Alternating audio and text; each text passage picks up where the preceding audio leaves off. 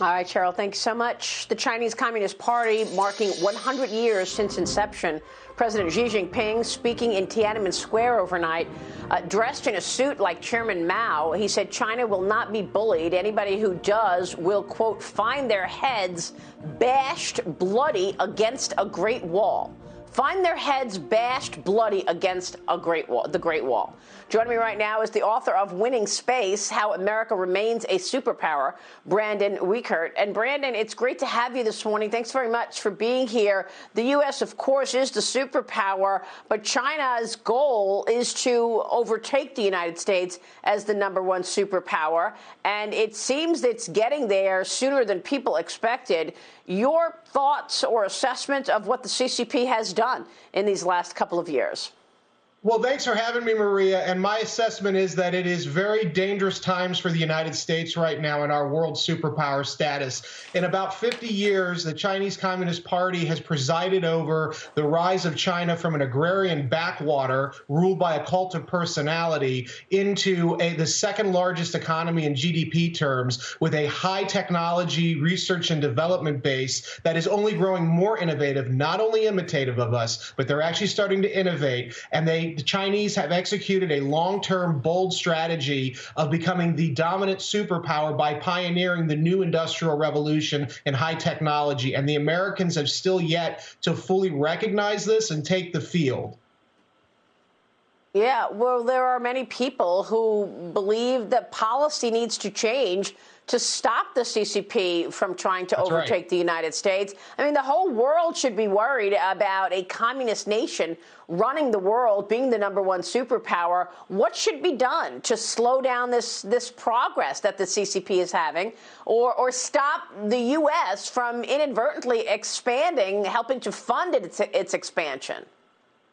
Well, that's a great question. So the first thing we need to do is identify that the high technology race between us and China is the key to China's potential dominance of the world. And so the first thing we need to do is stop our tech companies from offloading or tech transferring their technology into China. They have to do that in order to gain access to China's market. What we should do in Congress is to basically make those tech transfers illegal under the Foreign Corrupt Practices Act. That will slow down China's ability to take talent and technology from us and then to create their own. And then the next thing we need to do is recognize we can't go tit for tat with China. What we have to do is, if we're spending money like we are, we might as well set $1 trillion aside and start investing it in high-tech research and development, like a giant X Prize. Tell the private sector we want quantum computing, so we'll give you a lot of money for you to start doing that. We want new biotech. We want to be the leaders in these new industries, so we'll set aside money and we will award the companies that are most innovative. This is what China does, and this is kind of what we did when we created Silicon Valley in the last century. And we need to get back to that, because China has an all of society approach, and they're beating us right now with that.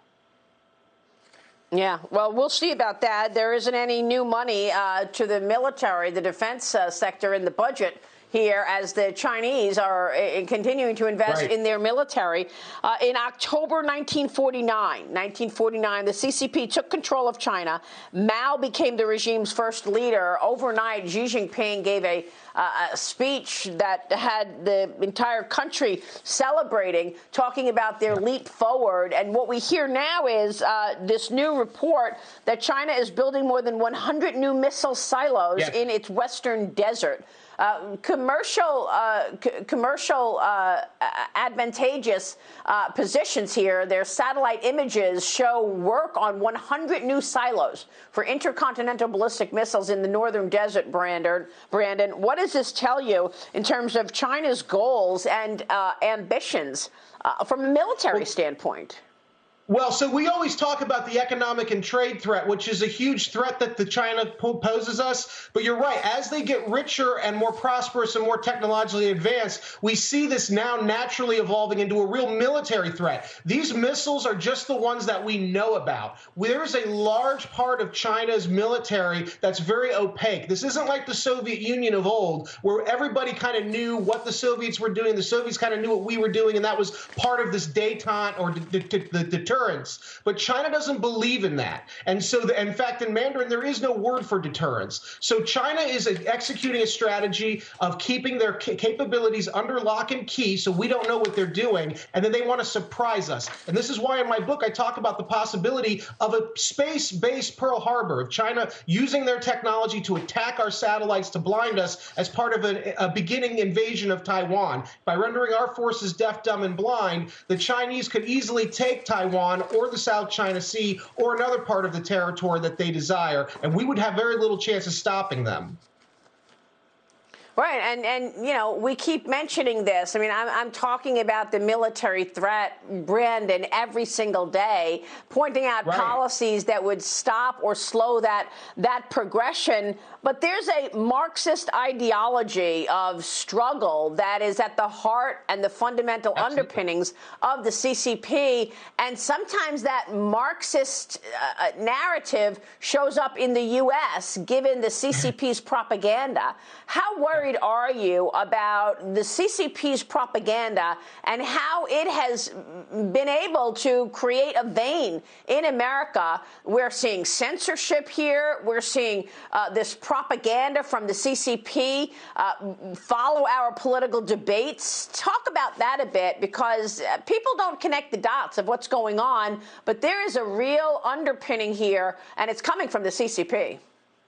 Yeah, so when Mao Zedong opened China to the United States, the American companies were very happy to go over there. And part of the theory was our companies would open up China and make it more democratic. The more capitalist they became, the more democratic they became. The Chinese Communist Party said, well, we have a different idea. We'll take the money from the capitalism, but we're going to bring your companies over here, and we're going to actually get them to do our bidding in America. So we'll make you more like us, so you don't try to make us into Democrats. We'll make you into little authoritarians. And the Chinese have been for 40 years very effective at co-opting American media, American law firms in some cases, American lobbying institutions that lobby the U.S. government. And they've been very good at creating an environment here where the Chinese are seen as being sympathetic and where we are less likely to stand up to them. And they've been very effective in that public diplomacy realm at the precise moment that the United States, which used to be very good at public diplomacy in the Cold War, but we've stood down in that domain, and we're not having the same kind of impact in China that China's government is having here, and it is shaping perceptions. I mean, we have a lot of political leaders and thinkers in the United States who really don't think China is as big of a threat as people like me or maybe even you do. But the facts are, China is coming for the United States' position of power in the world, and they're not going to stop until they get it. And God help us if they are able to get it, because they will make the world more authoritarian.